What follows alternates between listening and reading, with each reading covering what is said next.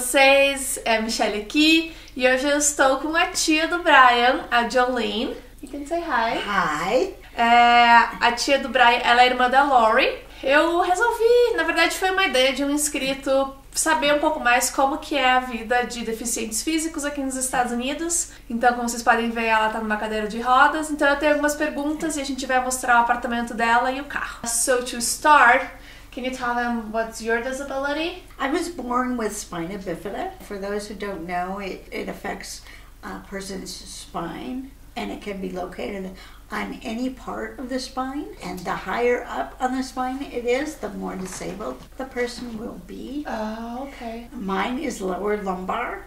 Okay. So initially from age 5 to 45, I wore braces on my legs and walked with crutches. Okay. So I've only been in the wheelchair about 13 years now.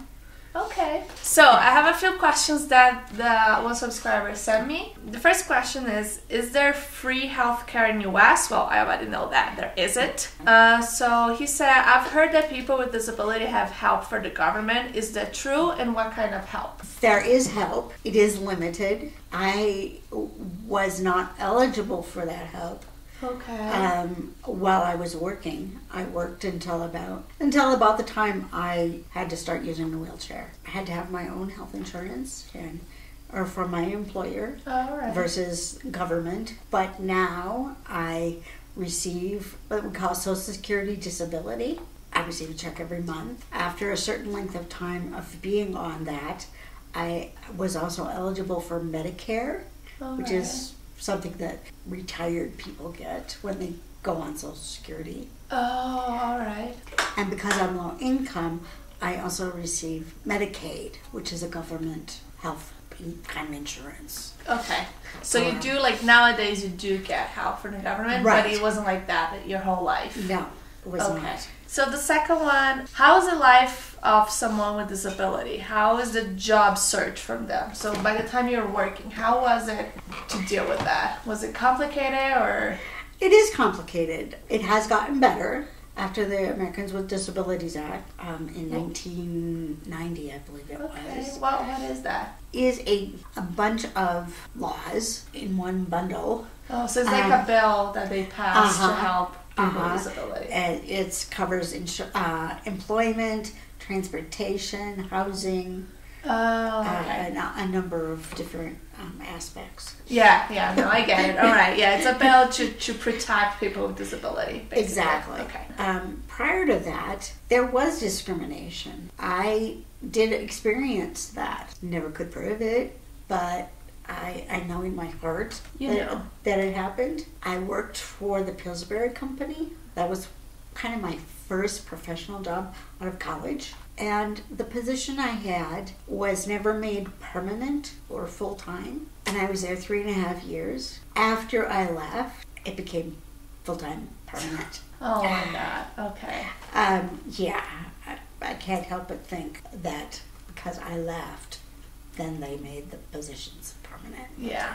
The next job I had, I knew going into the interview that this particular company was known for not hiring a person with a disability. But I went into the interview with that knowledge. They asked me a few questions that are actually technically illegal, but I wanted the job so badly that I answered them because I didn't want to blow it, basically.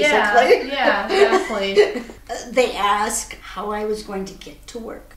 I can't answer that. No. Yeah. They never asked this to any kind of person. Why? No, exactly. They asked me if my disability was going to affect my attendance at work. Things you don't ask to, like people that don't have disabilities, so you shouldn't be asking people that do have disabilities. Exactly. After the law in 1990, they would have gotten really punished. Yeah, okay. But this was pre-1990. All right. So you suffer a lot of discrimination, prejudice on that. That's that sucks. I'm sorry. But I did get the job. Okay. Oh, you did. Awesome. That's good. Yeah, I forgot to ask. Did you get it? That's good. I did.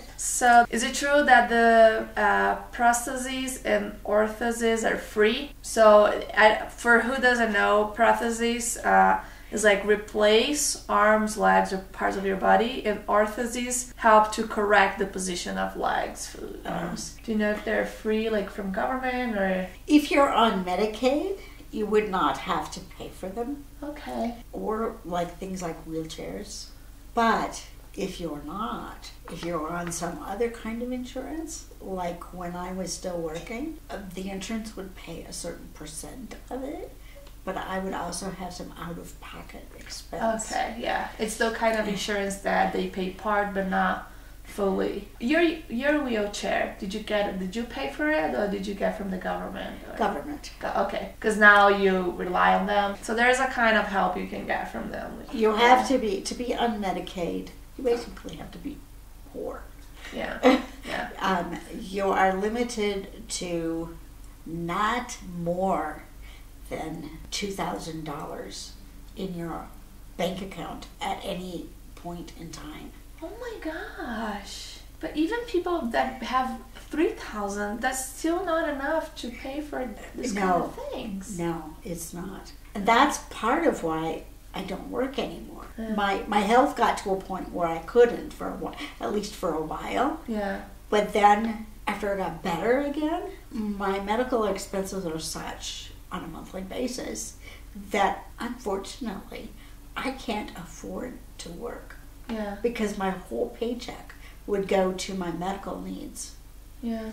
And I wouldn't have anything to really live on. Yeah, and then you wouldn't have the supply from the government because you would be making more than 2,000. Yeah, that sucks. It really sucks. So, how is the infrastructure in the cities you've been? Streets, restaurants, stores, are they accessible? I have lived in Minneapolis, St. Paul, Omaha, Fort Collins, and Denver. Okay. I would say that Denver is the best that I've experienced. The bus system is totally accessible. Omaha was fairly good. Their bus system wasn't very accessible, but they had subgroup for transportation for those with disabilities. Okay. There's vans. There are vans here in Denver as well for people who need door-to-door service.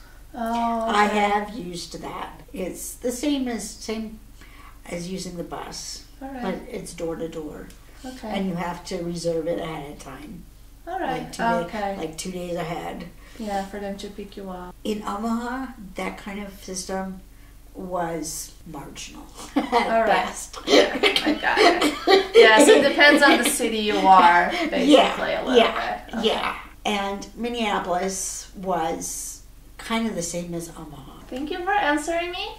So let's just go around your house a little bit now and see your car so people can have an idea how it works. Let me show your kitchen a little bit. So when you have to use your kitchen, you have to get high in your chair? Yeah, for most things I do. Okay. Do you have a lot of things in the cabinets up there? Or? I do.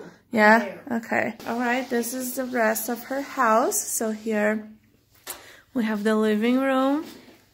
And there is a space outside, TV.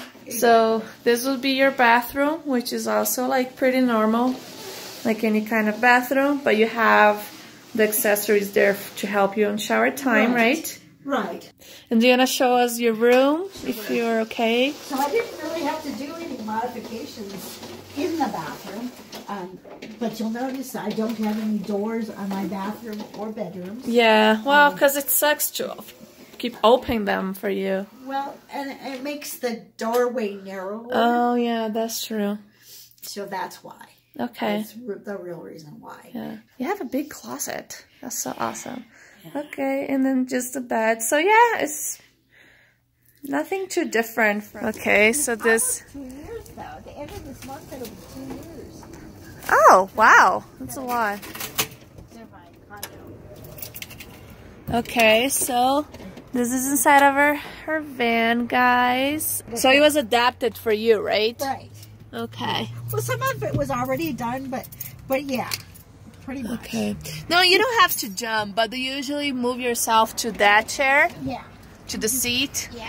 Oh, okay. And then you just drive. And then it